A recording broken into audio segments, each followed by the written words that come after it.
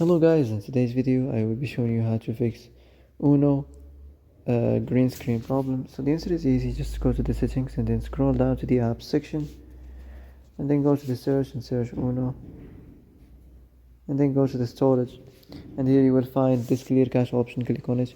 Now you can go check it if it works, and if it didn't you can try to restart your phone or turn the Wi-Fi off and on, or the Bluetooth or the airplane mode. Also you can try to clear data, but be careful. If you clear data, all these applications data will be deleted.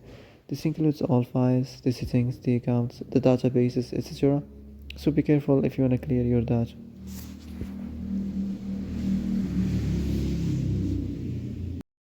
And that's it for today's video. I hope this is the answer you've been looking for. If you like this video, don't forget to like and subscribe, and see you in the next video. Thanks for watching.